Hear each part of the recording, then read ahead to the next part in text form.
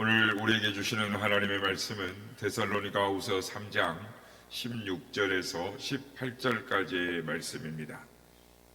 데살로니가후서 3장 16절에서 18절까지의 말씀을 교독하시고 마지막 절은 함께 합독하겠습니다.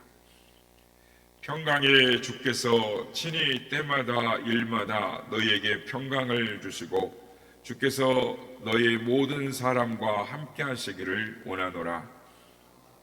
친필로 문안하노니 이는 편지마다 표시로서 이렇게 쓰노라. 다 같이요. 우리 주 예수 그리스도의 은혜가 너희 무리에게 있을지어다. 아멘. 할렐루야. 오늘도 우리 함께 하신 주님을 찬양합니다. 그리고 새벽을 깨워 기도의 향연으로 나오신 모든 성도님들께 하나님의 은혜와 평강이 함께 하시기를 기원드립니다. 성도 여러분, 우리는 평생 복을 찾아 헤매는 인생이다라고 말을 할 수 있습니다. 새벽부터 밤 늦게까지 땀을 흘리며 수고하는 이유도 결국 복을 받고 싶어서가 아니겠습니까? 성경을 보면 우리보다 앞서서 이 복을 간절히 간구했던 아버지가 나옵니다. 바로 이삭입니다. 이삭이 아들 야곱을 축복하며 빌었던 기도의 내용을 보십시오. 창세기 27장 28절입니다. 하나님은 하늘의 이슬과 땅의 기름짐이며 풍성한 곡식과 포도주를 내게 주시기를 원하노라. 여러분, 이 기도의 내용이 바로 우리가 날마다 소망하는 복의 내용이 아닙니까? 첫째, 하늘의 이슬입니다. 이것은 적절한 때 내리는 은혜의 단비입니다. 가뭄 없는 인생, 막힘없는 형통함인 것이죠. 둘째는 땅의 기름짐입니다. 하는 일마다 열매를 맺고 손대는 것마다 복이 되는 비옥한 환경입니다. 셋째는 풍성한 곡식과 포도주입니다. 곡간이 가득 차고 먹고 마시는 즐거움이 끊이지 않는 풍요인 것입니다.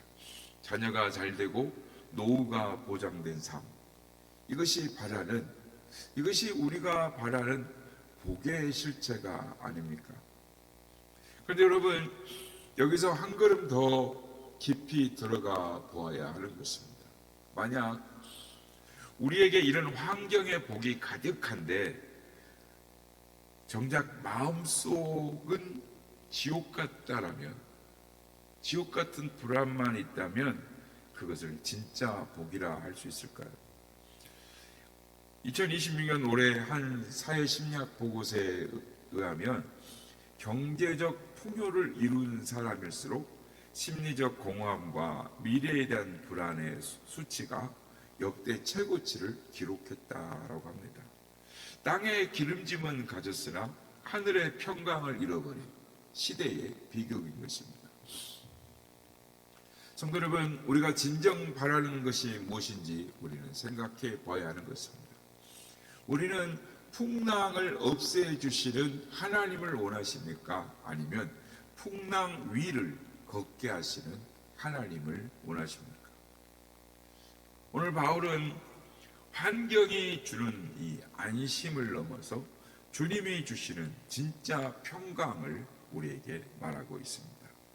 오늘 본문 16절에서 보면 바울 사도는 이렇게 선포합니다. 평강의 주께서 친히 때마다 일마다 너희에게 평강을 주시고. 먼저 이 편지를 받는 데살로니가 성도들의 형편을 우리는 알아야 합니다. 데살로니가 교회의 성도들은 꽃길을 걷고 있지 않았습니다. 예수를 믿는다는 이유 하나만으로 동족들에게 핍박을 당하고 로마의 압제 아래에서 생계의 위협을 받았습니다.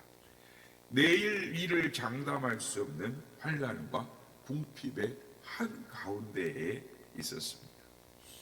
그런 그들에게 바울사들은 돈이 생길 것이다, 곧 문제가 해결될 것이다 라고 말하지 않습니다. 대신 평강의 주께서 평강을 주시기를 원한다 라고 축복을 합니다. 그렇다면 바울 사도가 말한 이 평강이란 무엇일까요? 이것은 세상이 주는 평안, 그러니까 안락함이 아닙니다. 환경이 조용해서 누리는 이 평안이 아닙니다. 이 평강은 예수님의 평강인 것입니다. 요한복음 14장 27절에서 주님은 말씀하십니다. 평안을 너희에게 끼치노니 곧 나의 평안을 너희에게 주노라. 내가 너희에게 주는 것은 세상이 주는 것과 같지 아니하니라. 예수님의 평강은 어떤 평강입니까? 십자가라는 거대한 죽음 앞에서, 그 공포 앞에서 흔들리지 않는 평강인 것입니다. 배가 뒤집히기 직전에 그 갈릴리 풍랑 위에서도 고물에 베개를 베고 주무셨던 그 초월적 평강인 것입니다. 환경이 나를 삼키려 해도 내 안에 계신 주님이 환경보다 크시기에 우리가 누리는 절대적인 고요함을 말하는 것입니다. 성도 여러분, 진짜 평강은 폭풍 한가운데에서 주어지는 것입니다. 주님은 때마다 일마다 우리에게 평강을 주신다라고 약속을 하셨습니다. 암담한 병원 앞에서, 위태로운 사업의 현장에서 주님은 평강을 주시는 것입니다. 평강은 환경이 좋아서 오는 것이 아닙니다. 환경보다 크신 주님이 내 안에 들어오실 때 시작되는 하늘의 질서인 것입니다. 성도 여러분, 이제 우리의 삶의 태도를 바꿔야 하는 것입니다. 문제만 없애달라고 기도하는 것이 아니라 문제보다 크신 주님을 내 마음의 주인으로 모시기로 결단을 해야 하는 것입니다. 물론 이것이 쉬운 일이 아닙니다. 어떠한 상황 가운데 있다 할지라도 상황에 휘둘리지 않고 주님의 질서 안에 거하겠다고, 머무르겠다고 결단해야 되는 것입니다. 여러분, 폭풍우가 몰아친다 할지라도 그 폭풍우보다 더 큰 배 안에 우리가 있다면 우리는 안전한 것이죠. 주님이라는 거대한 방주 안에 우리가 머물 때 세상을 압도하는 평강을 누리게 될 것입니다.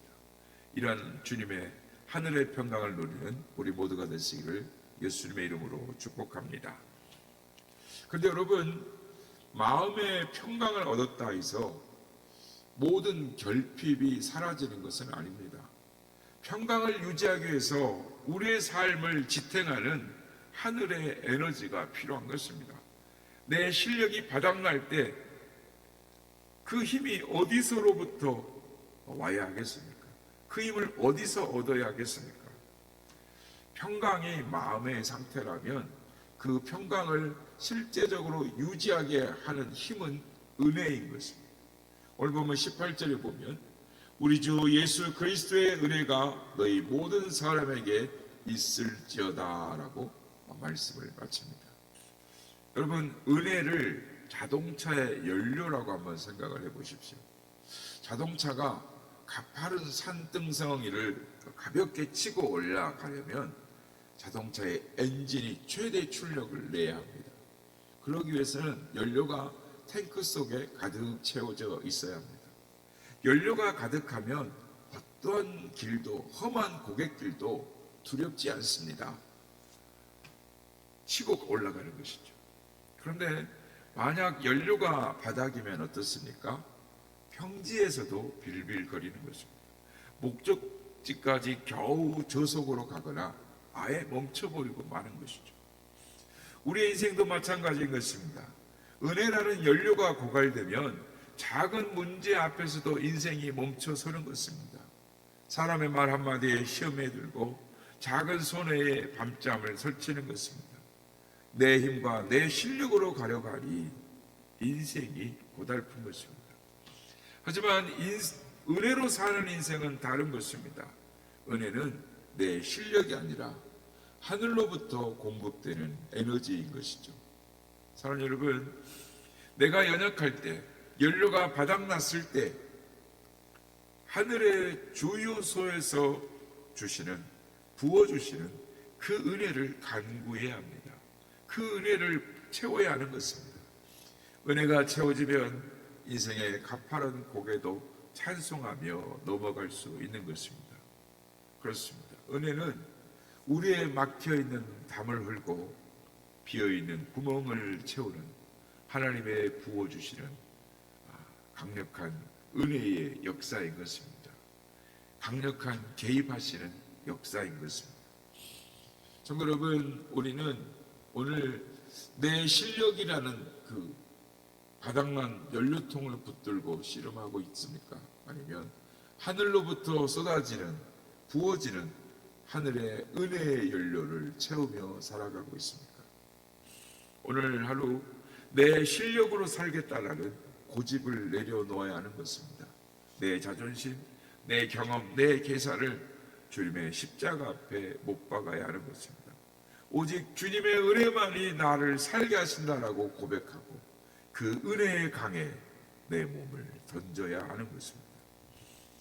사랑하는 여러분, 우리가 왜 이 은혜와 평강을 누릴 자격이 있습니까? 냉정하게 우리 자신을 돌아보면 우리의 무지함과 시시때때로 고개를 쳐드는 불신과 나만이 아는 교만을 보면 우리는 늘 하나님을 떠나 내 고집대로 살려고 합니다. 조금만 살만하면 하나님을 잊어버리려고 합니다. 조금만 힘들면 하나님을 원망하는 것이 우리의 본 모습이 아닌가 생각하게 되는 것입니다. 그렇지만 복음은 무엇입니까? 우리의 연약함에도 불구하고 그럼에도 불구하고 하나님이 우리를 위해 친히 일하신다라는 것입니다. 오늘 본문에 친히라는 단어가 나오는 것이죠. 16절에 친히 주께서 너희에게 말씀하십니다. 이 친히라는 단어에 담겨진 하나님 아버지의 마음을 느껴보시길 바랍니다. 우리 아버지 하나님 아버지는 우리가 평강을 구할 때까지 멀리서 구경하시는 분이 아니십니다. 우리의 죄악을 도말하시고 우리의 연약함을 담당하기 위해 독생자 예수님을 이 땅에 보내셨습니다. 십자가는 평강을 잃어버린 하나님의 눈물겨운 사랑의 확증인 것입니다. 내가 너를 결코 포기하지 않겠다. 내가 너의 모든 불안을 대신 짊어지겠다라고 약속하신 주님의 처절한 사랑의 약속인 것입니다. 주님은 오늘도 성령님을 통해서 우리 곁에서 우리를 도우시고 회복시키고 계시는 것입니다. 우리가 눈물을 흘릴 때 함께 우시고 우리가 쓰러질 때 친히 손을 내밀어 일으키시는 분이십니다. 이 무조건적인 사랑이 우리에게 있기에 오늘도 우리는 다시 일어설 수 있습니다. 사랑하는 여러분, 이 세상의 풍랑 앞에서 떨지 마시길 바랍니다. 오늘 이 시간 우리는 환경을 바꿔달라는 기도를 넘어서 평강의 주님을 선택하기로 결단해야 하는 것입니다. 불안함이 엄습해 올 때마다 주님이 내 안에 계십니다. 주님이 내 안에 계십니다라고 선포해야 하는 것입니다. 구체적으로 내 실력으로 사는 것이 아니라 오직 주의 은혜만으로 삽니다라고 매일매일 삶 속에 고백해야 하는 것입니다. 기도가 막힐 때 주님의 이름을 부르며 우리의 모든 짐을 주님께 맡겨야 하는 것입니다. 그래서 오늘 보면 16절에 보면 평강의 주께서 친히 때마다 일마다 너희에게 평강을 주시고 너희 모든 사람과 함께 하시길 원하노라 약속을 하고 계시는 것이죠. 하나님은 빈말을 하시는 분이 아니십니다. 하나님은 한 번 약속하신 것은 반드시 지키시는 신실하신 아버지 하나님이십니다. 주님이 함께 하시면 우리 인생의 광야가 가나안이 되고 절망도 희망이 되는 것입니다. 우리 인생에 주님이 동행하신다라는 것이 우리의 유일한 확실한 보증이 되는 것입니다. 주님께서 우리와 함께 하십니다. 이 주님이 우리와 함께 하신다는 이 약속을 굳게 붙잡을 때 주님께서 우리의 요동치는 마음을 잔잔하게 하실 것입니다. 잠 못 이루던 밤을 평안한 안식의 밤으로 바꾸어 주실 것입니다. 도무지 해결되지 않을 것 같은 복잡한 인생의 문제들이 평강의 질서 속에서 정돈되게 하실 것입니다. 무엇보다도 하나님의 은혜가 우리의 여러분의 남은 인생을 축복의 삶으로 인도하시고 또 여러분의 가문을 믿음의 가문, 명문의 가문으로 세워주실 줄로 믿습니다. 그래서 이 약속의 말씀을 마음에 굳게 붙잡고 믿음의 경주에서 승리하는 우리 모두가 다 되시기를 예수님의 이름으로 축복합니다.